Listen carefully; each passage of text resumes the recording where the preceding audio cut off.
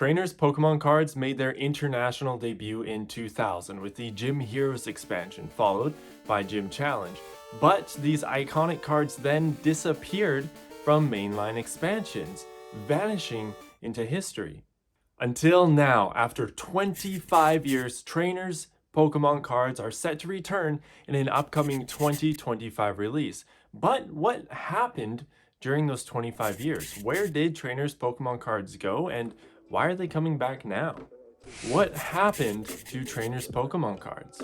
Well, they never actually went away. While it's true they never again appeared in a mainline expansion, Trainers cards have been released as promos and under different names and concepts. As mentioned, Owner's cards were invented in the early days of Pokemon. The Japanese expansion Leader's Stadium was released in 1998, and its brother Challenge from the Darkness was released 8 months later.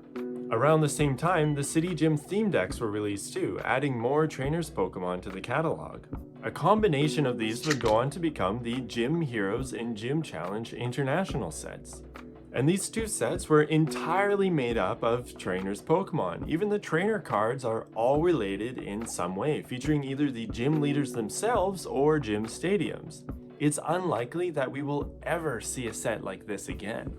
And if you're wondering, the pre-release Misty Seadra would be the first international Trainers card to be released. Aw, new Charizard card. Cool. New Gym Challenge game card. Muck, you've got a brand new look. New cards, new strategies, new trainers. You just can't take your eyes off them. On Gym Challenge cards, in stores now. Decks and booster packs sold separately, play mat not included. And for the remainder of the Wizards of the Coast era, we didn't see any more Trainers Pokemon cards. Except you could argue that Birthday Pikachu was one, given its blank space where you, the trainer, would write your name, along with its Japanese exclusive friend Chansey. But in 2001, the Japanese exclusive VS set was full of Trainers cards. Pokemon VS was a groundbreaking set, introducing first edition, secret rares, and a proper numbering system. But it also featured Trainers Pokemon from Gold, Silver, and Crystal. And, interestingly, they're all basic Pokemon. So, for example, playing a Squirtle and a Wartortle isn't required to play Blastoise. This was basically the Gen 2 Gym Series expansion that we never got. But after this, we never saw Trainers Pokemon cards in this quantity ever again. Instead, they went underground. They started to pop up as Japanese exclusive promos, and internationally only being released as the odd promo here and there. For example, the Best of Game promos featured 4 Owners Pokemon: Team Rocket's Scizor, Team Rocket's Sneasel, Team Rocket's Mewtwo, and Team Rocket's Hitmonchan. But wait, if we're counting Team Rocket's cards as Owners cards, then EX Team Rocket Returns would be full of them, right? This is what I was referring to earlier as different concepts, which would actually start much earlier than EX Team Rocket Returns. Two powerful teams, only one will rule the planet. Introducing 95 new cards with Pokemon e-trading card game EX Team Magma versus Team Aqua. Whose side are you on? Let the battle begin. Booster pack sold separately. EX Team Magma vs Team Aqua was an expansion almost full of Owners cards, but instead of an individual being represented on a card, it was the team, and they made a few changes too. Original Trainers cards featured the head of that character in the bottom right, with the exception of Pokemon VS, placing it below the illustration window. But in the Magma vs Aqua set, the character's head is replaced with a symbol representing the team. This was carried on through EX Team Rocket Returns, EX Deoxys, EX Unseen Forces, until we get to EX Delta Species.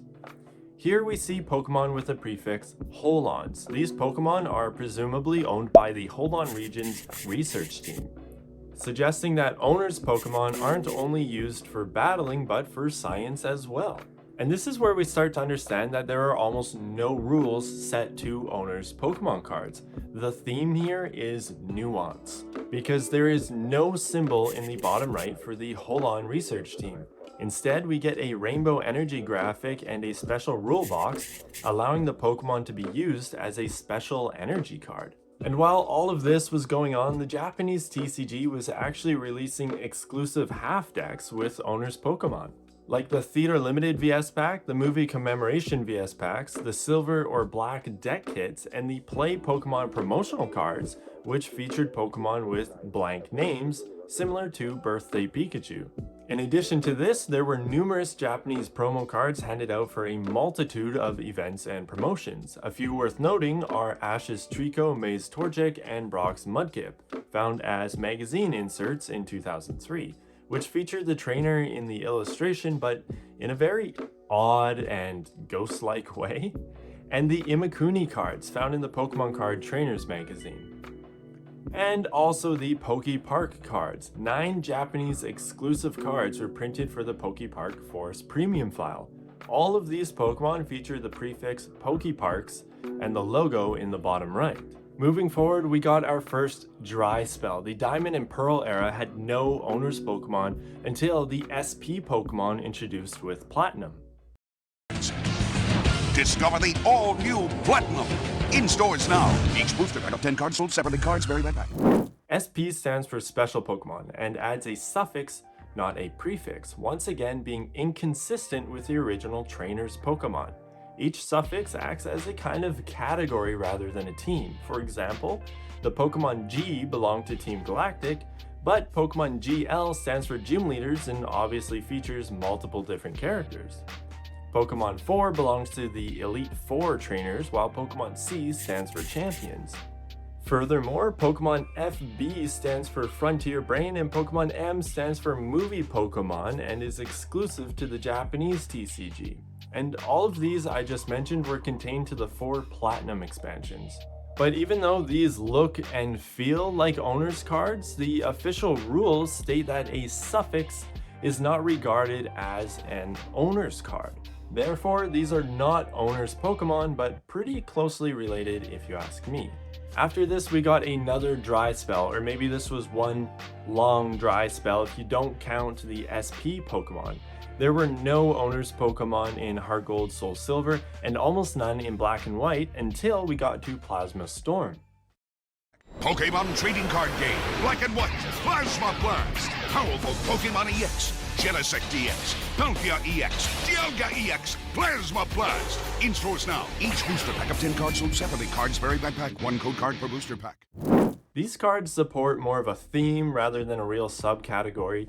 The border of the card is blue, and there's a huge Team Plasma insignia behind the card's text. The Pokemon's name remains unmodified, no prefix and no suffix. Instead, there's a small Team Plasma denoted in the top right.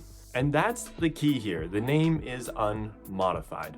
According to the official rules, you can't have more than 4 copies of one Pokemon in your deck, but an owner's name gets you around this rule. For example, you can have 4 Karen's Umbreons as well as 4 Umbreons. So if you take this into consideration, I guess Team Plasma cards aren't technically owner's cards, are they?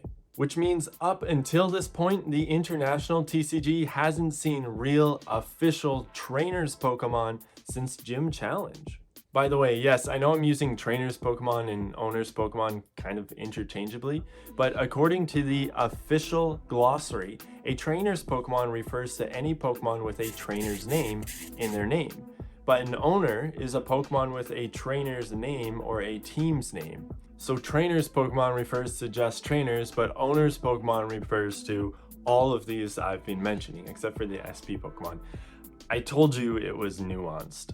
Anyways, while all this GL, and Plasma stuff was going on, the Japanese TCG was having fun releasing multiple movie commemoration sets featuring cards like Tree of Beginnings Mew and Real Worlds and Reverse Worlds Giratinas. Some more Japan exclusives around this time were the Pitches Pikachu and the Team Japan's Pikachu, both football related promo cards, and then PokeTV's Ad Pikachu, which is cool, I guess. And the Mega Tokyo's Pikachus you may recognize are both related to Pokemon Center event promotions. After this, it was XY Double Crisis that returned owner's Pokemon to the TCG. Once again, we got the Team Magma or Team Aqua prefix to the Pokemon name, along with the portrait in the bottom right. In addition to this, the team's insignia was featured behind the card's text, and the team members were almost always featured in the artwork. Each of the trainer cards were closely tied in with a theme and the special energies too. And the next entry on our journey is from the Evolutions expansion, and it's actually just a single card. Imakuni's Doduo, which is a reprint from the Japanese Challenge from the Darkness expansion and checks all the boxes to be a true trainer's Pokemon card. Speaking of the Japanese TCG, in 2017 a Japanese exclusive product was launched called Ash vs Team Rocket deck kit. Each deck featured an owner's Pokemon GX card, Ash's Pikachu GX or Satoshi's Pikachu GX, and Team Rocket's Mimikyu GX, making these the only owner's GX cards, and really the only owner's cards of this era. But we would actually get our very own Ash's Pikachu that November in 2017.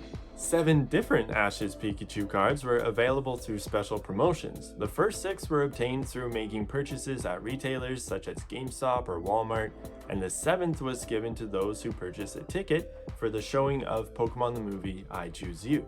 And over the next few years, Japan would release a whole bunch of exclusive owner's Pikachu cards for various events.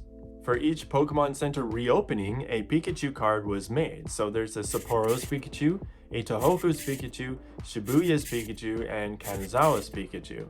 Then there were Easter's Pikachus given out if a customer purchased 5 booster packs or more at a Pokemon Center, and Red's Pikachu, which was available at all Pokemon Centers in Japan while supplies lasted and was given out as part of the 20th anniversary. The 4 Yokohama Pikachus available as part of the Sea Breeze campaign, these are cool, and Rescue Team DX's Pikachu, which was handed out when customers purchased a copy of Pokemon Mystery Dungeon DX Rescue Team video games. And as we arrive to the modern end of the TCG, owner's Pokemon cards are pretty much extinct. Or are they? Trainer gallery cards are not owner's cards, I'll admit, but they do effectively communicate the idea of a Pokemon and trainer partnership. These cards feature some of the best illustrations we've seen in years, maybe ever, but ultimately lack the game mechanics and defining features that owner's cards offer. So, as awesome as these are, they're only loosely related to the concept of an owner's Pokemon card. And for the 2021 expansion set celebrations, we got a brand new owner's card, Lance's Charizard, which is an international exclusive. And this is cool because it mirrors the Japanese exclusive, Lance's Charizard from Pokemon VS. Some collectors posited that there would be a return of trainers' Pokemon cards because of this Lance's Charizard. But then another dry spell, which we're actually in right now. But it was just announced that in 2025, we will see the return of trainers' Pokemon cards. Real, true trainers' Pokemon cards. Soon we can expect trainers' Pokemon to return to the mainline expansions, and while we don't know much about them yet, we have seen Lily's Clefairy EX, Marnie's Grimmsnarl EX, and Zoroark EX, En's Reshiram, and the big reveal, an illustration where En's Reshiram.